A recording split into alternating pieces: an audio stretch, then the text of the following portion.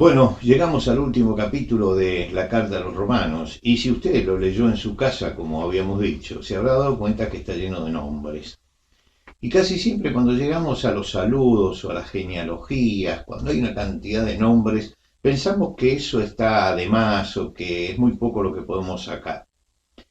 Yo no voy a despreciar el capítulo 16. Creo que es un capítulo maravilloso. Y es un capítulo maravilloso porque nos presenta una iglesia funcionando.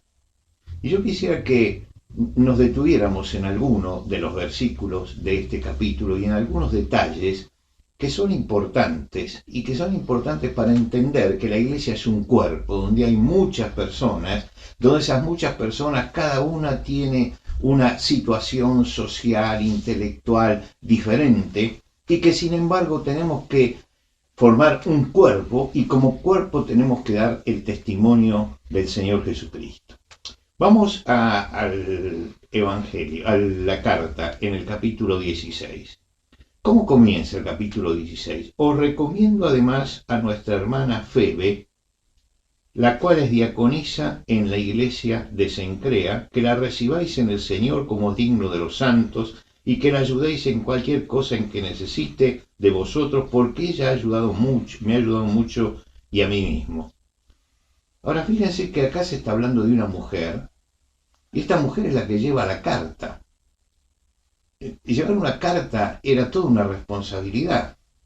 La carta a los romanos la lleva Febe desde Corinto hasta Roma, haciendo no sabemos qué viaje ni por qué medio. Cuando uno le entregaba algo como un documento, como lo que hoy sabemos que es esta carta, a una persona para que la llevara, tenía que tener mucha confianza en que eso realmente iba a llegar y en que lo iba a cuidar. Ahora, el apóstol Pablo cuando habla de ella dice, la cual es diaconisa no en el sentido que tiene un título, sino que tiene un servicio, es una servidora, es una sierva, dice, y luego que las recibáis. Es decir, es una carta también de presentación, porque llega a Febe, y tal vez algunos la conocen, otros no, pero acá el apóstol Pablo la está avalando, la está presentando a la iglesia que está en Roma. Ahora, él está en Corinto. La iglesia en Roma no la conoce. Y sin embargo, menciona 27 nombres de personas que están en la iglesia. ¿Cómo lo sabe?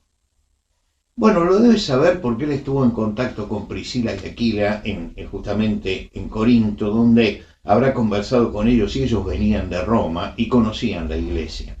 Habrá otros que seguramente emigraban a Roma, porque emigrar a Roma era común en aquellos pueblos alejados tratar de acercarse a la capital del imperio. Pero hay 27 nombres que coloca él aquí, que son los que él conoce que están en la iglesia en Roma. Y lo primero que aparece, la primera que aparece es Febe, que lleva esto, pero aparecen Priscila y Aquila, mis colaboradores en Cristo Jesús. Y más adelante, en el versículo 6, a María, la cual ha trabajado. Andrónico y Junias, en el versículo 7, Junias es nombre de mujer. En el versículo 14, saludad a Trifena y Trifosa, saludad a la amada Pérsida. En el versículo 15, saludad a Filólogo y a Julia. Y estoy destacando la cantidad de mujeres que nombra. Muchas veces se dice que la fe cristiana ha segregado a la mujer. Este capítulo lo desmiente. Acá hay una cantidad de mujeres, algunas, como Junias, simplemente la menciona siendo esposa, pero dice algo muy importante de ella, porque dice, Andrónico y Junias, mis parientes y mis compañeros de prisiones, los cuales son muy estimados entre los apóstoles, que también fueron antes de mí en la fe en Cristo. Quiero decir que son cristianos que vienen desde antes que el apóstol Pablo se convirtiera y que además los conocen los apóstoles y tienen prestigio, tienen conocimiento, los aprecian los apóstoles en Jerusalén. Allí hay una mujer. Otras mujeres son María, la cual ha trabajado mucho entre vosotros, Pérsida, la cual ha trabajado mucho en el Señor, Priscila con su esposo Aquila, mis colaboradores. Trifena y Trifosa trabajan en el Señor. Seguramente estas dos eran mellizas, se acostumbraba a ponerle así nombres similares. Pero ¿qué se habla de las mujeres? Que las mujeres trabajaban y los hombres trabajaban. Y a la par, la iglesia es eso, es un cuerpo de hombres y mujeres que trabajan, de hombres y mujeres que sirven al Señor, de hombres y mujeres que ocupan los puestos dentro de la iglesia. No existe tal cosa en el cristianismo como la segregación de la mujer que algunos han pintado. No existe tampoco el menosprecio que tenían en aquel momento los poetas paganos. No existe el menosprecio que incluso muchos padres de la iglesia en su literatura y contando acerca de la iglesia del principio de los primeros siglos, también manifiestan su desprecio por la mujer.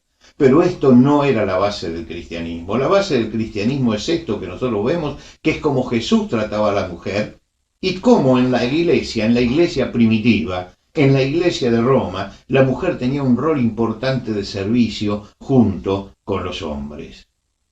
Por supuesto que en el paganismo muchas veces se las denigraba. Horacio, Séneca y Juvenal despreciaban a la mujer y dicen que la culpa de la decadencia de Roma la tiene la mujer.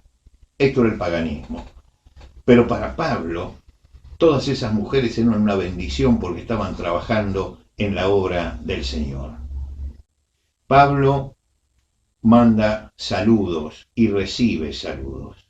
Y fíjense en el versículo 23. Yo, Tercio, que escribí la epístola, os saludo, versículo 22. Yo, Tercio, que escribí la epístola, os saludo en el Señor. Os saluda Gayo, hospedador mío, y de toda la iglesia. Os saluda Erasto, tesorero de la ciudad, y el hermano Cuarto. Miren ustedes este detalle. Erasto era tesorero de la ciudad. Y al lado de él se habla del hermano Cuarto. Y Tercio, que está escribiendo la epístola, pone también su saludo. Ahora, un tesorero de una ciudad era un funcionario muy importante, era el que manejaba el erario público de esa ciudad. Él era cristiano. Y saluda y manda saludos junto con Cuarto y con Tercio, que escribió la epístola. Y Cuarto y Tercio son esclavos porque los esclavos los numeraban. Allí en la iglesia estaba el esclavo sentado al lado del hombre poderoso y se sentían igualados en Jesucristo. Eso es la iglesia. Un cuerpo de gente que trabaja, que se siente igualada en Cristo Jesús. Un cuerpo de gente que pone el hombro y que siente que cada uno de los que está allí es su hermano, no importa qué rol tenga en la sociedad. Los romanos no toleraban eso, que los esclavos estuvieran con un funcionario sentados en el mismo lugar y alabando al mismo Dios y compartiendo el ágape, pero tenían que entender que algo había cambiado en el mundo y que ahora estaba este cuerpo de Cristo presente en la historia y que acá no había discriminación, ni entre hombres y mujeres, ni entre siervos, ni libres, ni entre funcionarios, ni esclavos. Llegaron todos a Cristo como pecadores y en Cristo estaban igualados. Y cada uno cuando salía cumplía con su misión. Pero la iglesia es eso. Y nosotros tenemos que rescatar esto de la iglesia. Esa unidad en medio de la diversidad.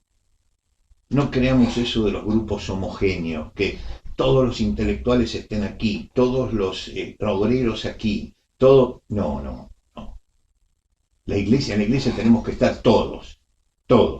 Tenemos que ayudarnos unos a otros, tenemos que amarnos en Cristo, porque ese es el gran testimonio frente a una sociedad que sigue dividiendo y sigue segregando a pesar de que dice que no.